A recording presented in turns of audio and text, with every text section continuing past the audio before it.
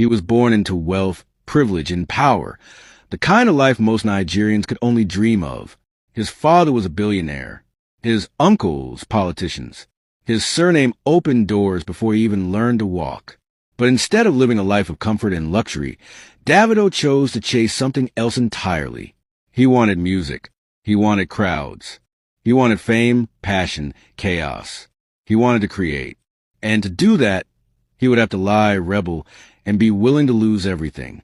What follows is the incredible story of Davido, the billionaire's son who risked his legacy to become one of the greatest African musicians of all time.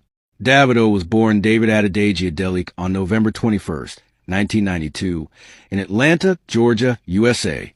He was the youngest child in a powerful Nigerian family. His father, Dr. Adedeji Adelik, was not only a successful businessman, but also a philanthropist and one of the richest men in Nigeria.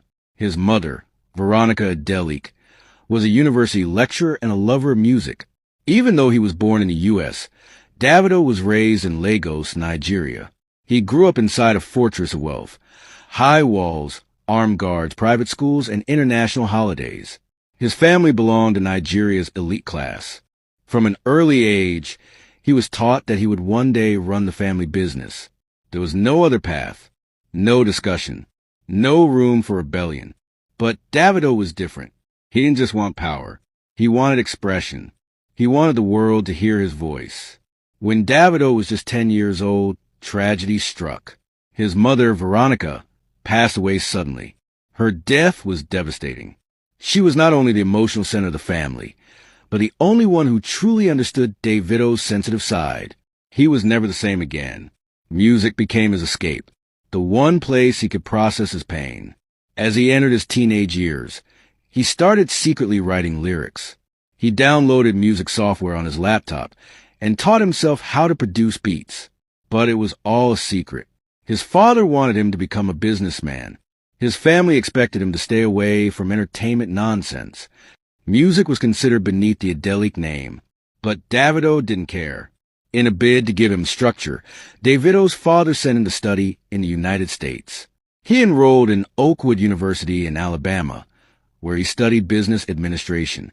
But what he did next was completely unexpected. Instead of focusing on school, Davido immersed himself in music. He bought studio equipment, skipped classes, and spent nights recording songs with friends. He was living a double life, pretending to be a student by day while making music by night. He even joined a small music crew, HBK Hawken Boys, and started performing at underground college parties. His grades collapsed. He dropped out without telling anyone. When his father found out, the reaction was explosive. Davido had committed the ultimate sin, disobedience. He was summoned back to Nigeria. Returning to Lagos, Davido had nothing. His father was furious. He cut him off financially. Davido had to crash at friend houses, moving from studio to studio, begging producers to work with him. He was mocked, laughed at. Nobody believed he could make it. To most people, he was just a spoiled rich kid playing musician. But Davido worked like a man possessed. He spent every waking hour in the studio. And then, in 2011, everything changed. He dropped a song called Dammy Duro. It was raw, loud, infectious, and it blew up. The song became a nationwide anthem. It was played at clubs, weddings, and parties across Nigeria. Almost overnight, Davido became a superstar. But it wasn't the success that shocked people. It was how authentic he was. He wasn't trying to hide his wealth. In fact, he called his debut album Omo Baba Oluwo, son of a rich man. He owned it, and people loved him for it. With fame came new challenges.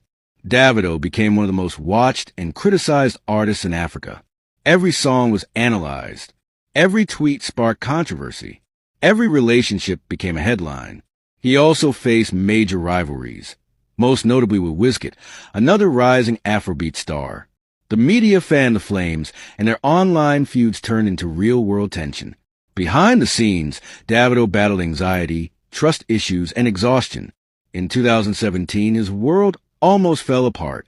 3 of his close friends died in the space of 1 week. Accusations swirled. People started blaming him online.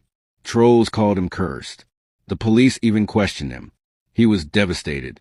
But instead of quitting, he released one of the biggest songs of his career, FIA. It was his way of clapping back at the hate. In 2022, tragedy struck again, but this time it was even worse.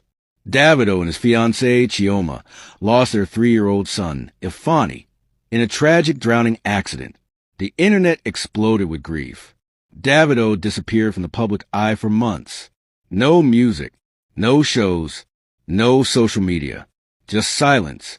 When he finally returned in 2023, it was with an album titled Timeless. The music was different, more mature, more emotional. You could feel the pain, the growth, the transformation. He wasn't just a pop star anymore. He was a father in mourning, a man who had truly suffered. Today, Davido is not just an artist. He's a symbol of perseverance, of rebellion, of self-belief. He has donated millions to orphanages, helped pay school fees for fans, launched talent programs for young artists. He had performed in Madison Square Garden, the O2 Arena, and the World Cup. He's helped take Afrobeats to the world stage. But through it all, he never forgot where he came from. I may be oboe, but I belong to the people. Davido's story is not just about music. It's about courage, about breaking tradition, about becoming your own person, even when the world says you already have everything. He was born a prince, but he became a king through fire. And in doing so, he became something even more powerful than rich or famous. He became timeless.